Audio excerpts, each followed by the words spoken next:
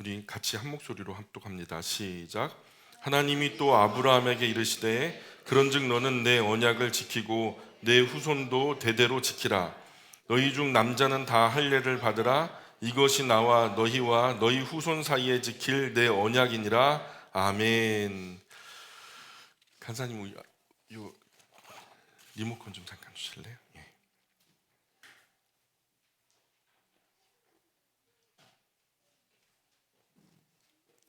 감사합니다.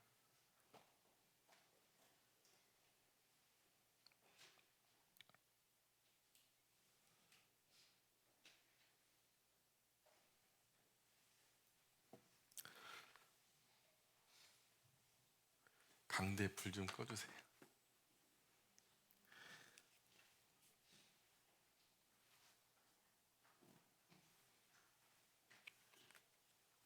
예. 오늘 추수감사주일입니다. 그리고 또 뜻깊은 우리 임직자들을 세우는 임직 감사 예배로 또 드립니다. 지금까지 우리가 추수감사주일을 맞이하면은 지난 한 해 동안 부어주신 하나님의 은혜에 감사하면서 우리에게 주신 열매 중에서 가장 귀한 것들을 구별해서 이렇게 강단에 올리기도 하고 또 물질을 구별하기도 하고 하면서 우리에게 있는 것 중에 가장 귀한 것으로 드렸죠. 근데 올해는 조금 다른 차원에서 다른 감사를 좀 올렸으면 좋겠다 이런 생각이 듭니다. 우리에게 주신 튼실한 알곡 중에서 가장 좋은 것을 올리는 것도 좋지만 우리 자신이 튼실한 알곡보다 더 신실한 알곡이 돼서 오늘 우리 스스로가 하나님께 바쳐진다면 그야말로 드릴 헌, 몸신, 몸을 드리는 거죠. 그냥 우리의 전인격, 전체 남은 인생, 삶 전체를 하나님께 던져드리는 것을 헌신이라고 하는데 그렇게 우리의 헌신 예배가 된다면 하나님이 훨씬 더 기뻐하실 거라고 믿습니다. 오늘 임직을 받는 5분의 헌신자들처럼 우리도 함께 헌신되는 복된 시간이 되었으면 좋겠습니다. 겨울방학을 맞으면요, 겨울방학을 맞으면은 이 바빠지는 병원이 있어요. 어느 병원이 가장 바빠질까요? 예, 성형외과하고 비뇨기과가 바빠진대요. 왜 그러냐 그랬더니 방학을 이용해서 남자애들 포경 수술 해주느라고. 예, 그래서 한 비뇨기과 병원에 많은 아이들이 막 왔어요. 포경 수술을 받으러. 근데 그 아이들 틈에 한 어르신이 앉아 계신 거예요. 이 간호사가 가만히 보니까 손주를 데리고 왔나 보다 했는데 할아버지한테 여쭙는 거죠. 할아버지 어떻게 오셨어요? 그랬더니 아 나도 포경 수술 받으러 왔다고. 아 그 연세가 어떻게 되시는데요? 그랬더니 99이라고. 그러면은 어떻게 그 포경 수술을 해드려야 될까요? 말아야 될까요? 예. 아브라함이 나이 75세에 갈대아 우르에서 하나님의 부름을 받습니다. 그 전에 아브라함은 저 하늘의 밤하늘의 아름다운 별들, 우주의 어떤 천체만상의 질서와 그리고 이 기화여초, 꽃 만발한 계절의 변화, 이 모든 것들을 바라볼 때 과연 우리는 우연히 존재하는 것 같지는 않아. 뭔가 우리를 지으신 어떤 크신 존재가 있을 거야. 이러한 마음에 창조주 하나님에 대한 목마름이 있었다는 거예요. 그래서 그가 찾고 또 찾으니까 기쁜 마음으로 찾고 찾으니까 하나님께서 만나 주셔서 그를 만난 하나님께서 아브라함에게 명령하시기를 너는 갈대 아부를 떠나 네 아비 집을 떠나 내가 너에게 지시할 땅으로 가라 이렇게 말씀하셨다는 거예요. 네, 그래가지고 그 땅을 떠나오죠. 아버지 모시고 떠나온 거예요. 그리고 그때 하나님이 약속하셨던 것은 너 하늘의 별들을 봐. 그 별들을 셀 수 있어? 너의 자손도 셀 수 없을 거야. 바닷가의 모래알을 봐. 모래알 셀 수 있어? 셀 수 없지. 너의 자손도 그렇게 많아질 거야. 그렇게 하나님의 약속을 믿고 아브라함이 75세에 본토 친척 아버지 집을 떠나온 거예요. 그 모든 인프라가 갖춰져 있고 거기서 그냥 살기만 하면은 행복해질 수 있는 그런 자리를 떠나서 예, 낯선 땅으로 옮겨지게 된 거죠. 자, 그리고서는 이제 시간이 11년이 더 지났어요. 그런데 그 아브라함에게도 사라에게도 아기가 없어요. 그래 너무 섭섭하죠. 11년이나 지났어요. 하늘의 별만큼이나 많고 바닷가 모래알만큼이나 많은 자손을 기대했죠. 그러나 그 희망 붙들고 산 지가 11년이 지나서 지금 86살. 86세의 나이가 된 거예요. 우리 원로 목사님하고 같은 나이가 된 거란 말이에요. 근데 그때 아기를 어떻게 낳겠어요? 예? 그러나 이게 이 아브라함 안에서는 이게 헛된 희망일까? 잘못된 약속일까? 내가 혹시 잘못 들은 건 아닐까? 하나님하고 나하고 어떤 커뮤니케이션이 조금 뭔가 에러가 난 건 아닐까? 왜 의구심이 들지 않겠어요? 그래서 아내 사라의 권면대로 그저 그냥 자기 뭐 몸종을 그냥 뭐 그 후손으로 두든가 이렇게 하다가 나중에는 사라가 그럴 게 아니라 우리가 적극적으로 그냥 하나님의 약속을 취합시다. 그래가지고 자기 몸종인 하갈에게 남편을 들어가게 해가지고 얻은 아들이 이름이 뭐였죠? 이스마엘을 낳게 되죠. 그 후로 얼마간 아마 아브라함은 이스마엘이 탄생한 이후로 행복했을 거예요. 그죠? 아브라함은 이스마엘 성장을 지켜보면서 자신의 생애를 마무리하려고 했을지도 모르겠어요. 그러나 하나님께서 이스마엘을 얻은 이후 13년 동안 침묵하세요.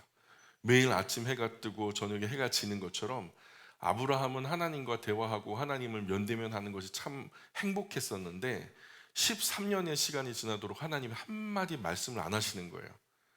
근데 만 13년이 되는 어느 날, 만 13년이 되는 어느 날 하나님께서 아브라함을 찾아오시죠. 그리고 75세에 아브라함을 만나셨을 때 그 하셨던 말씀 그대로를요 다시 한번 반복하셔요. 그리고 그 약속을 그대로 내가 너에게서 나올 자 그 후손을 통하여서 바닷가의 모래알처럼 하늘의 별처럼, 그때는 하늘의 별이라고 하는 것이 단수로 표현됐어요. 여기서 나실 자 메시아 예수 그리스도를 말씀하는 거죠. 그리고서 그 후손들도 엄청나게 많아질 거다. 똑같은 약속이에요. 75세 때나 만 13년, 86세에서 13년, 이스마엘이 그 나라에선 성년이 만 13세가 성년이잖아요. 만 13세가 될 때까지 하나님이 기다리신 거예요.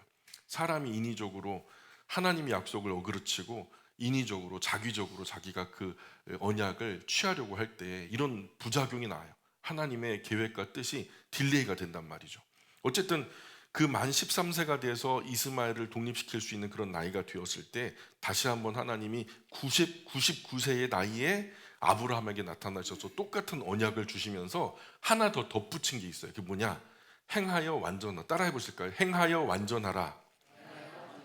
행하여 완전하라. 너가 생각할 때는 지금 너가 나이가 많아가지고 너 아내와 10년 차이지만 뭐 그래갖고 아기를 못 가질 것 같고 그 불안한 마음 이해가지만은 내가 약속한 거니까 믿고 신뢰해. 내가 그렇게 되게 해줄게. 하나님은요 그렇게 믿기를 원하셨던 거죠. 아브라함은 그것을 못 들었던 거고요. 그런데 이제 하나님께서 행하여 완전하라 이렇게 말씀하시면서 그리고서 특명을 미션을 주시는데 아브라함에게 어떤 미션을 주시냐면 할례를 행하라. 오늘 우리가 읽었던 이 본문의 말씀이 바로 그런 흐름에서 나왔던 말씀이에요. 그래서 99세 할아버지 아브라함에게 할례를 받아라, 할례를 받아라 명령을 하신 거죠. 그것도 아브라함은 혼자만 할례를 받으라는 게 아니고요. 오늘 말씀을 가만히 보면은요, 그 아들과 그 온 집안의 모든 종을 포함해서 아브라함에게 속한 모든 남자에게 전부 할례를 행하라고 명령하시는 거예요. 자, 할례가 뭔 줄 알아요? 할례. 포경 수술이죠. 그냥 남자의 생식기 포피를 베어내는 수술. 그야말로 생사를 잘라내는 거예요. 사실 아브라함의 상황은 할례를 받을 수가 없었어요. 아브라함이 할례를 받을 수 없었던 첫 번째 이유는 뭐냐면 첫 번째로 아브라함의 나이가 99세였어요. 아까 이 비뇨기과에 앉아 계신 할아버지 나이 몇 살이에요? 99세라 그랬더니 웃으셨죠? 이게 일반적인 반응이라니까요. 말도 안 되는 얘기예요. 아브라함의 나이가 99세예요. 할례밖에 나이가 너무 많았죠. 당시 의학 기술은 지금처럼 발전되지 못했거든요. 그래서 제대로 된 마취제나 항생제도 없었어요. 수술 도구라고 해봤자 차도를 날카롭게 갈아 만든 거친 돌칼이 전부예요. 당시 기록에 보면은 할례를 행하다가 10명 중에 한두 명은 목숨을 잃는 경우도 있었다고 해요. 나이 많은 아브라함은 할례를 받다가 회복하지 못하고 영 죽을 가능성이 있었단 말이죠. 연세가 99세니까. 두 번째로 아브라함이 할례 받을 수 없었던 이유, 할례 받을 수 없는 이유가 그렇게 되면은 부족 전체가 위험에 처할 수도 있거든요. 아브라함에게 속한 모든 남자 할례를 받는다면 이미 할례를 해본 분은 아시겠죠?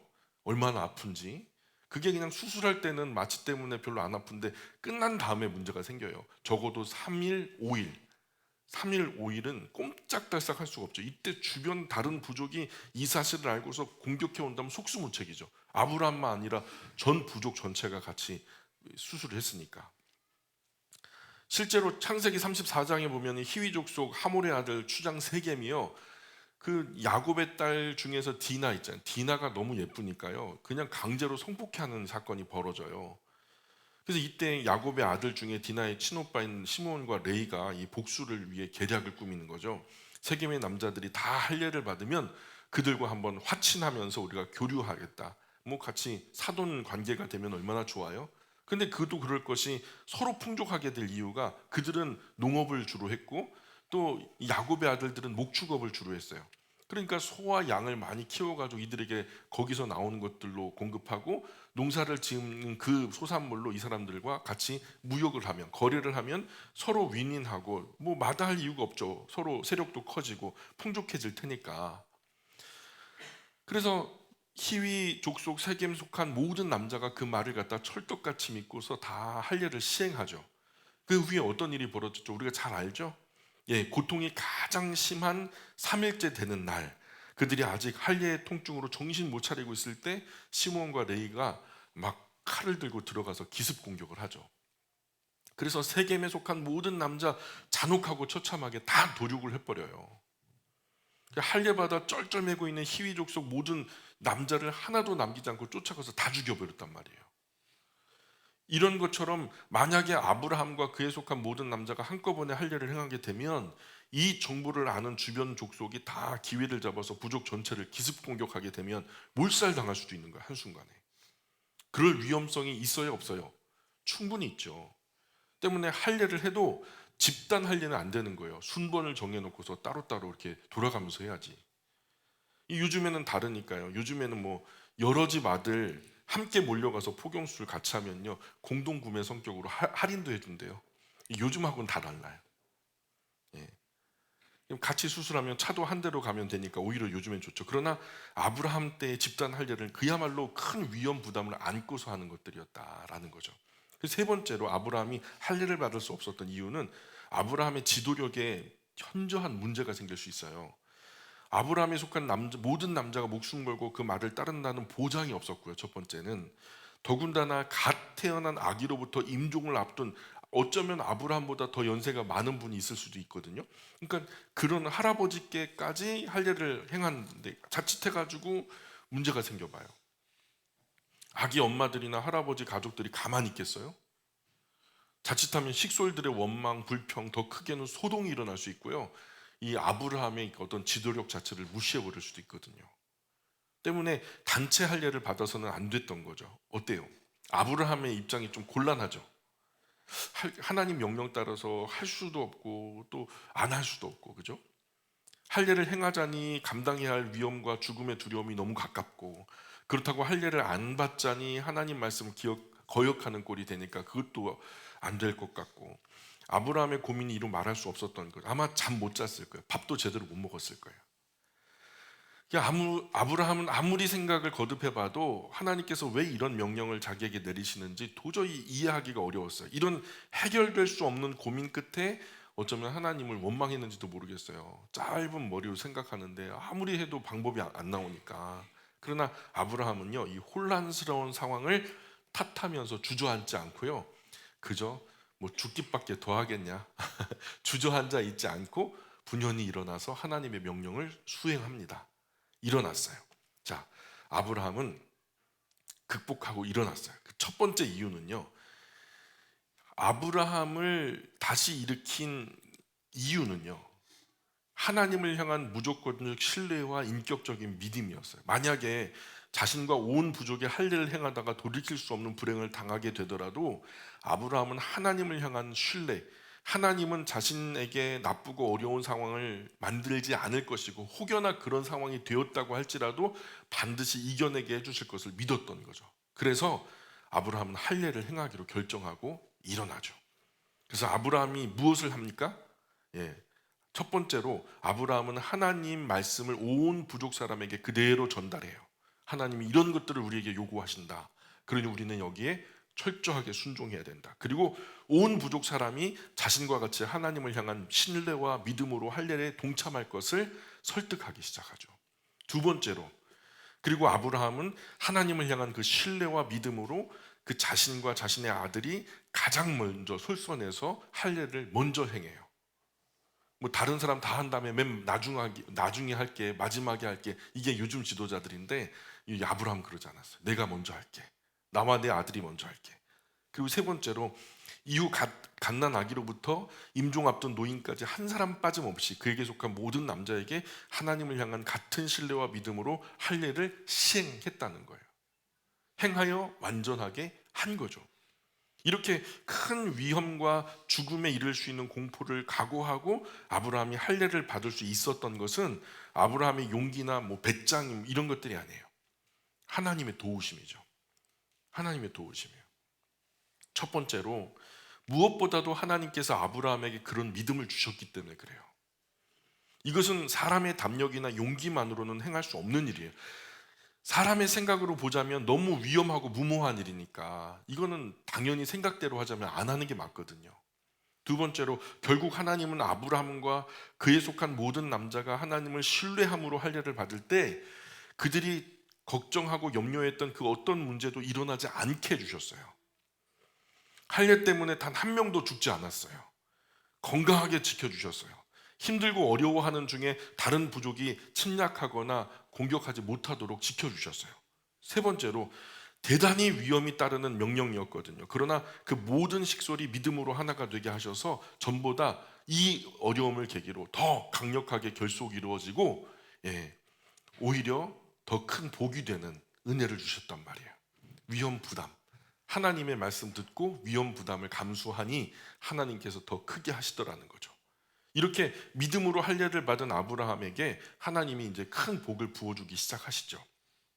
그러니까 첫 번째로, 그와 사라에게서 진짜 아들을 주시겠다고 분명히 약속하셨잖아요.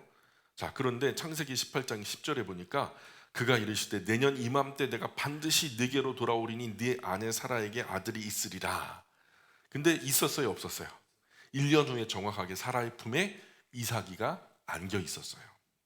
하나님은 약속대로 99살 된 아브라함, 이제 100세의 나이에, 사라의 나이 90세의 나이에 이삭을 품에 안게 하셨단 말이죠. 두 번째로, 하나님을 신뢰하여 행하는 아브라함의 이 사건을 보는 모두가 아브라함을 더 신뢰하고 하나님은 더 신뢰하게 되었어요. 아브라함이 말했던 것이 헛소리가 아니었구나.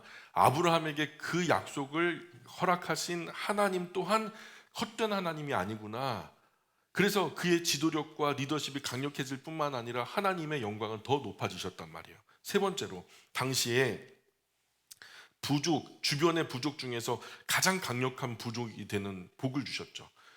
사람들이 그러잖아요. 너를 보면 하나님이 너와 함께 하시는 것을 알겠다. 아브라함을 볼 때도 그렇게 말했고요, 이삭을 볼 때도 그렇게 말했던 거 우리가 기억해요. 사랑하는 여러분, 하나님께서 오늘 우리에게도 삶의 할례를 받으라고 초청하셔요.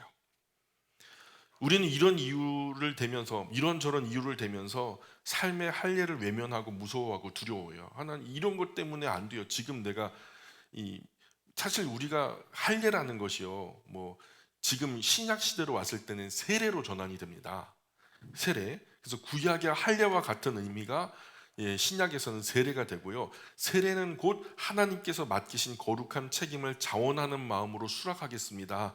나는 하나님의 것이니까 하나님이 기뻐하시는 용도대로 사용하여 주십시오라고 할 때에 초대교회 그리스도인들이 순교를 각오하면서 세례를 받았던 것이 바로 원래 세례의 의미예요. 이런 의미로 구약의 할례는 오늘의 세례와 같고, 오늘의 세례는 하나님의 거룩하고 특별한 일을 위해 부르신 부르심의 소명과도 같다는 거예요. 그러니 할례는 오늘의 세례요, 어떤 거룩한 하나님의 일에 대한 헌신과도 같다. 남은 평생 하나님의 거룩한 일에 마음껏 사용하십시오 하면서 나를 내어드리는 것과 같다.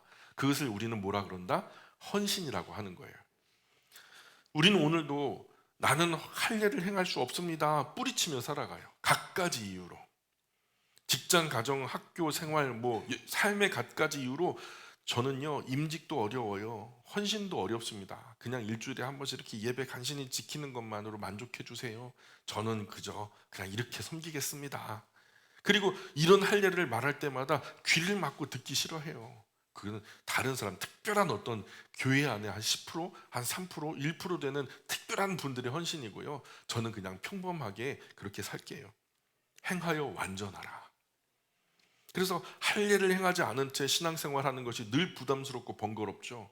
뭔가 조금 더 깊은 헌신, 깊은 곳으로 나와라 하면은 두려운 거예요. 베드로에게 명령하셨던 깊은 곳에 금을 던져 또요? 아이고 부담스러워. 거룩한 할례가 없는 사람은요, 하나님 말씀하는 모든 것이 다 부담스러워요. 교회에서 행하는 모든 것이 다 부담스러워요.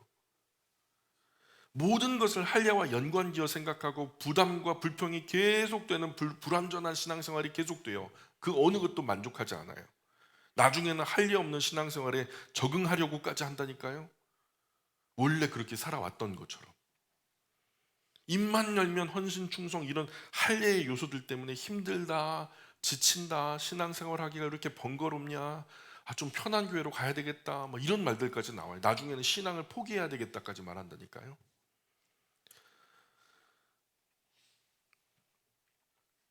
하나님은 오늘 우리에게도 삶의 할례를 받으라고 말씀하세요. 이렇게 부담스럽고 은혜되지 않은 신앙생활 언제까지 계속해야 될까? 오늘 이 문제를 반드시 청산해야 돼요. 거두절미하고 다른 길은 없어요. 다른 길은 없어요. 할례의, 세례의, 헌신의, 직임에 순종하셔서 충성하는 수밖에 없어요. 왜요? 애초에 우리는 그렇게 지음받은 사람들이니까. 우리에게 주어진 날이 별로 없어요. 그러니 하루라도 더 빨리 결단하셔야 돼요. 그래야 새로운 신앙으로 다시 일어날 수 있어요. 일어나야 다시 시작할 수 있고요. 아브라함이 그랬던 것처럼. 일하는 사람에게만 보이는 조망이 있거든요. 일하지 않으면 죽었다 깨나도 몰라요. 뭐 사람들이 일하다가 한번 욕을 먹어봤어야 알지. 일하다가 욕 먹어보셨어요? 내가 헌신되지 않으면 그 영광을 누리질 못해요. 일하지 않으면 죽었다 깨나도 모르는 부분이 있어요. 철부지 어린 신앙에 불과한 거죠. 하나님 일하는 조망권 얻으셔야 돼요.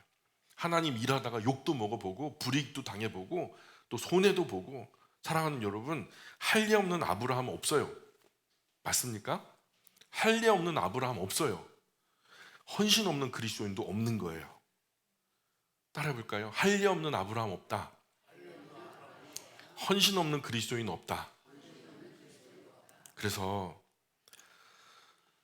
나의 삶에 할례를 시행하려면 첫 번째로 제일 먼저 하나님을 향한 깊은 신뢰와 믿음이 회복돼야 돼요. 하나님을 향한 신뢰와 믿음이 할례를 받을 수 있도록 우리에게 용기를 주거든요. 믿음이 아니고서는 절대 할례를 받기는 불가능합니다. 할례는 병원에서 하는 게 아니에요. 할례는 손으로 하는 게 아니에요. 할례는 오직 하나님을 향한 신뢰와 믿음으로 행동하는 거예요. 그것이 헌신이거든요. 여러분 번지점프 할 때 안 해보셨겠죠? 저도 안 해봤는데요. 끈이 끊어질 것 같으면 뛰어내리겠어요? 여러 사람 뛰어내리는 거 봤는데 언제나 그것이 아주 든든하게 지탱해 주더라는 거죠. 그러니 믿고 뛰어내리는 거죠. 하다못해 번지점프를 할 때 그 줄을 신뢰하지 않으면 뛰어내릴 수 없는 것처럼 나의 인생 뭘 믿고 하나님께 던지겠어요? 하나님을 향해서 신뢰와 믿음이 있으면요 던질 수 있겠죠. 신뢰하지 못하면 뭔 던질 수 없어요. 삶을 던질 수가 없어요. 두 번째로요, 우리 삶에 할례를 시행하려고 한다면 마음을 강하게 하고 담대히 먹으셔야 돼요. 여호수아가 가나안 땅 정복 전쟁 들어갈 때 하나님이 그에게 나타나셔서 모세 다음에 그 일을 시행하는 그 일에 대해서도요, 싸움하기 위해서 마음을 담대히 하라, 강하게 하라 말씀하지 않습니다. 나의 말씀대로 순종하기 위해서 너는 마음을 강하게 하고 담대히 해야 된다라고 말했죠. 언제나 하나님은 위대한 일을 맡기실 때 마음을 강하게 하고 담대히 하라. 그게 무슨 전쟁하기 위한 담대함이 아니에요. 하나님 말씀대로 살기 위한 담대함이죠. 아브라함이 죽음을 각오하고 할례를 받았듯이 우리도 그런 각오로 할례를 받아야 된다는 거예요. 한 번은 그분의 말씀을 믿고 신뢰함으로 말씀대로 우리를 던져낼 수 있어야 돼요. 처음이 어렵죠. 다음 던지는 것은 어렵지 않아요. 그래야 그분의 말씀이 진리라는 것을 확실히 알 수 있어요. 우리가 죽을 각오로 할례를 행하면 하나님 우리를 도와주세요. 우리가 할 일을 능히 행할 수 있도록 큰 믿음과 담대한 마음을 주세요. 그것은 우리에게서 비롯되는 게 아니에요. 할 일로 인해서 걱정하고 염려했던 그 어떤 문제도 일어나지 않도록 하나님께서 책임져 주셔요. 세 번째로, 나의 삶에 할 일을 행하려 한다면 결단하고 용기를 내서 할 일의 칼날 앞에 서면 하나님께서 나를 위해 일하기 시작합니다.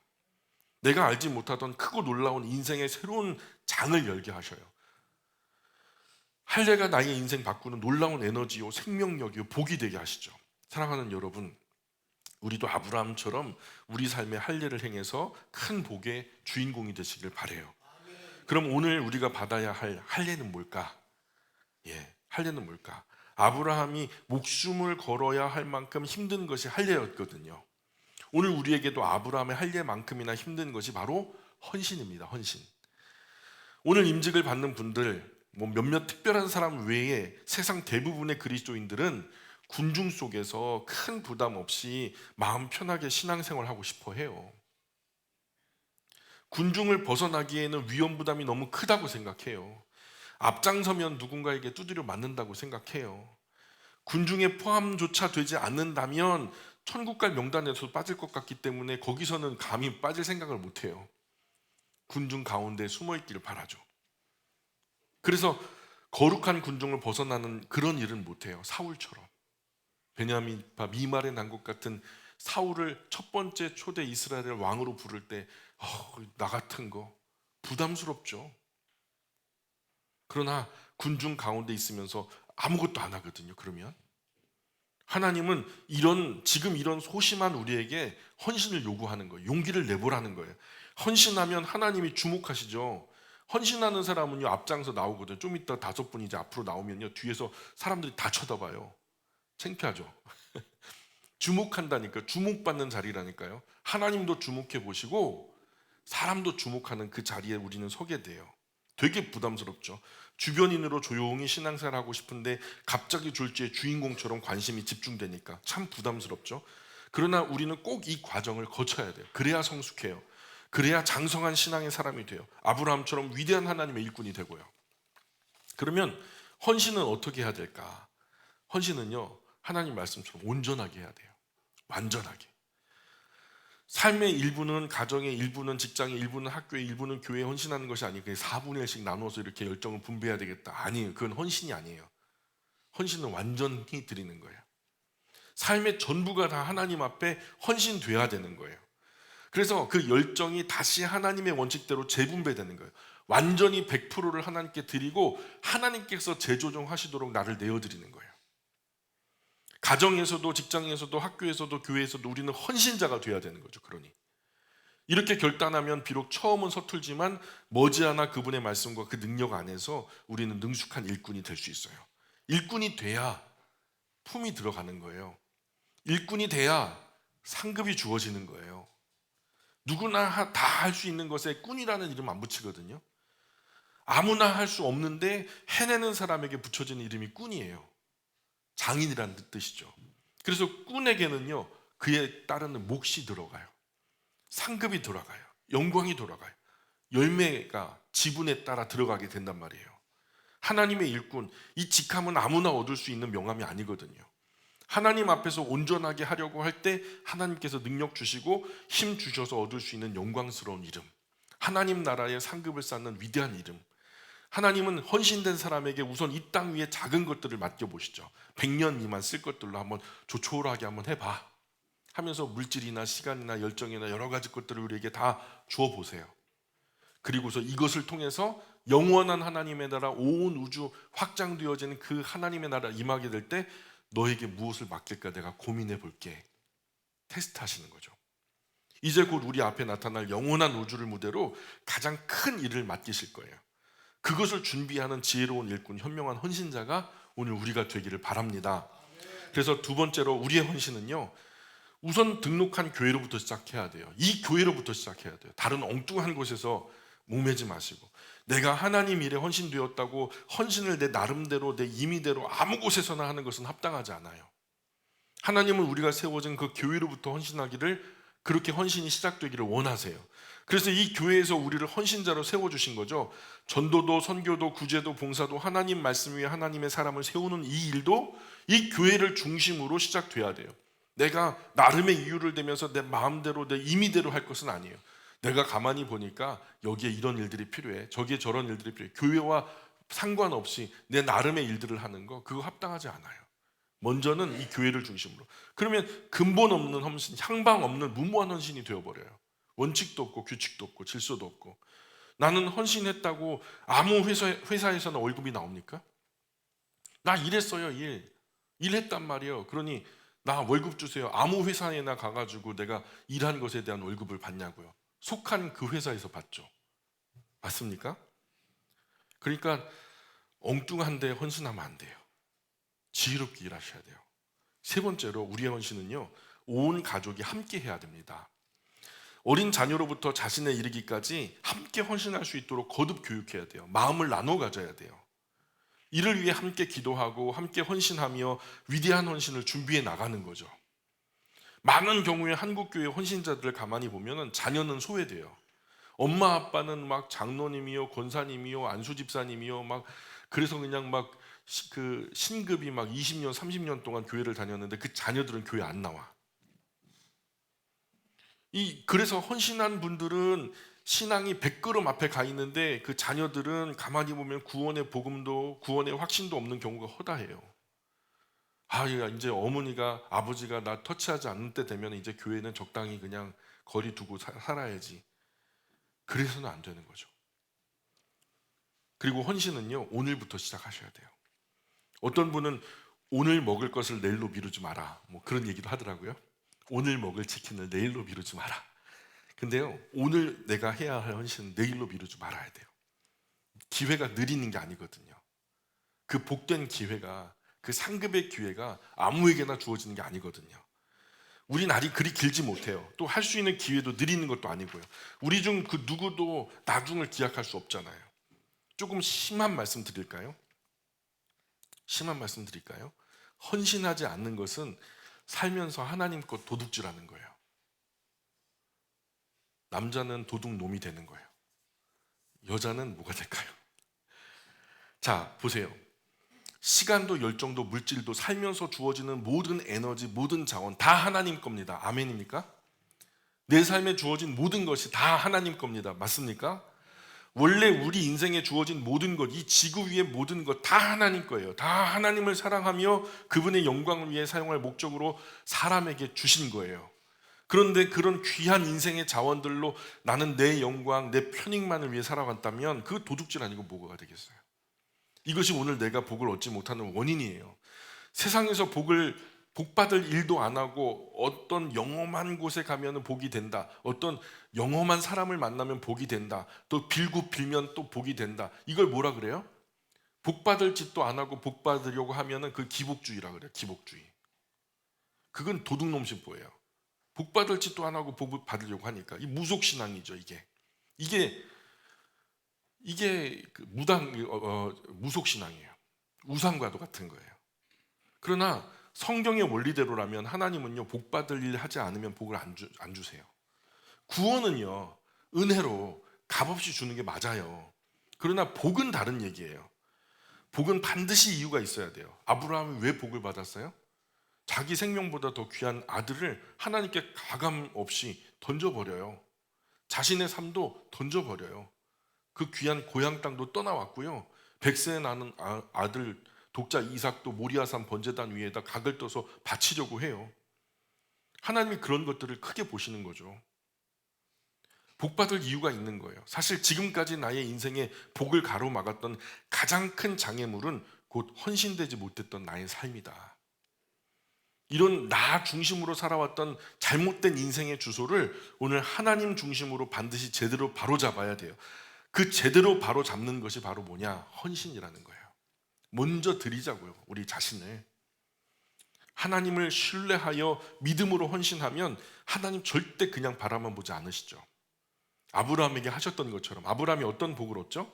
자, 첫 번째로 같이 읽어볼까요? 하나님께서 헌신하는 우리에게 주신 복은 첫 번째, 시작. 그죠? 하나님과 소통할 뿐만 아니라 영원한 하나님의 나라 다 함께 이룰 수 있도록 하나님께서 은혜를 주시겠죠. 두 번째, 시작.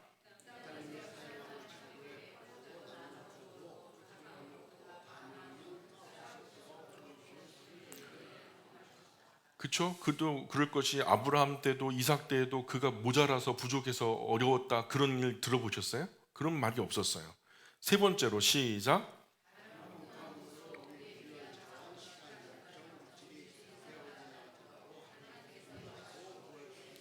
왜요? 왜요? 하나님이 소유하시니까. 하나님께 드려진 것은 누구 거예요? 하나님 거예요. 뭘 드렸죠? 나를 드렸죠. 나의 삶과 나의 가문 전체를 하나님께 드렸어요. 그럼 누구 거예요? 그럼 누가 보호하는 게 맞아요? 누가 인도하는 게 맞아요? 하나님 거니까. 네 번째로 시작.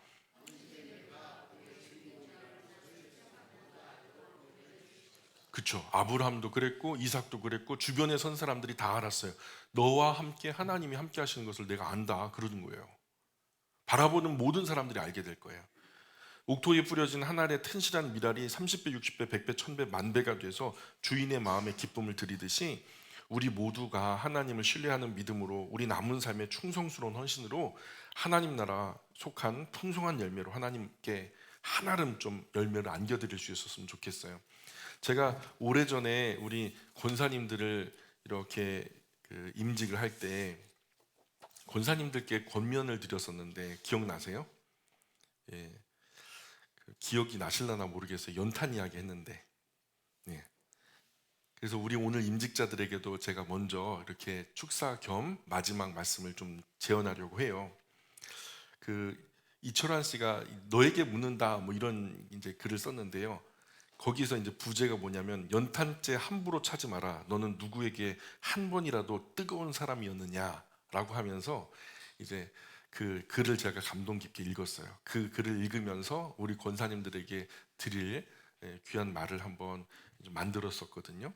근데 그때와 똑같은 메시지로 우리 5분의 임직자들에게 오늘 말씀을 드리고 함께한 모든 축하하는 우리 가족들에게도 같은 말씀으로 헌신을 강권합니다. 첫 번째는요, 좋은 연탄의 세 가지의 조건. 좋은 연탄의 세 가지의 조건이 뭐냐면 첫 번째는 활활 타올라야 돼요. 예, 맞습니까? 연탄이 활활 타올라야죠. 두 번째는요, 다음 연탄에게 확실하게 불 붙여줘야 돼요. 예, 나만 타오르는 게 아니라 옆에 있는 다른 연탄에게 확실하게 다음 불을 붙여줘야 돼요. 마지막 세 번째는요, 산산하게 부서져야 돼요. 그래서 빙판길 사람들의 미끄러운 발걸음을 실족하지 않게 붙들어주는 재와 같이 우리가 부서져요. 그래서 번제와 같이 하나님께 온전히 헌신되어 버려질 때 하나님 우리를 다시 들어 하나님의 존귀한 것들로 들어 사용하시리라고 믿습니다. 오늘 잠시 제가 기도하겠습니다. 다 같이 기도하겠습니다. 귀하신 하나님, 추수감사주의를 맞아 또 임직감사 예배를 맞아 사랑하는 우리 영광의 모든 가족들, 주님을 사랑하는 마음 가지고 주님 앞에 달려나와 이 풍성한 영적인 식탁 앞에서 주님의 말씀의 떡을 나누어 먹습니다. 배부르게 충만하게 주신 하나님 감사를 드립니다. 이 귀한 영혼의 양식을 취하여 남은 일주일 동안 또 우리에게 주어진 남은 모든 날 동안 힘있게 능력있게 독수리 날개치며 올라감같이 큰 새 힘을 허락하여 주심으로 말미암아 하나님 정말 거룩한 영향력의 중심에서 헌신된 하나님의 사람으로 위대한 하나님의 일들을 이루며 나아갈 수 있도록 하나님 은혜 내려 주옵소서. 이에 필요한 모든 것들로 주님께서 허락하여 주시기를 소망합니다. 또한 이렇게 귀한 주님의 날에 나올 때 빈손으로 나오지 않고 귀한 물질, 헌물, 여러 가지 귀한 것들로 구별하여 하나님께 올려드리오니 심은 그것으로 만배로 갚아주시고 남은 평생 동안 퍼주고 나누어 주어도 부족함이 없고 다함이 없는 풍성함으로 채워주시기를 간절히 소망합니다. 귀하신 하나님, 우리의 삶을 바라볼 때 세상의 모든 사람들이 정말 하나님이 우리와 함께 하심을 이해할 수 있도록 더 뜨겁게 사랑하게 하시고 더 뜨겁게 헌신될 수 있도록 은혜 내려주시기를 소망합니다. 이 추수감사 주일에 오늘의 이 귀한 계기가 정말 하나님께 저희를 온전히 드려 하나님이 기뻐하시는 영광의 도구로 쓰임받기를 원하는 헌신 예배가 될 수 있도록 은혜를 더하여 주옵소서. 이후 계속해서 이제 나누게 될 임직식 위에도 하나님 주님 성령님 충만하게 임재하여 주시사 저 부족한 종의 손 위에 주님의 손을 얹어 주시고 한 사람 한 사람 머리 위에 그 임직을 임명할 때 하나님께서 직접 명령하시는 그 은혜를 힘입게 도와주셔서 남은 평생 모든 날 동안 하나님의 것으로 살아갈 수 있도록 은혜 더하여 주옵소서. 하나님만 영광 받으셨으면 좋겠습니다. 감사하며 예수님 거룩하신 이름 의지하여 기도합니다. 아멘.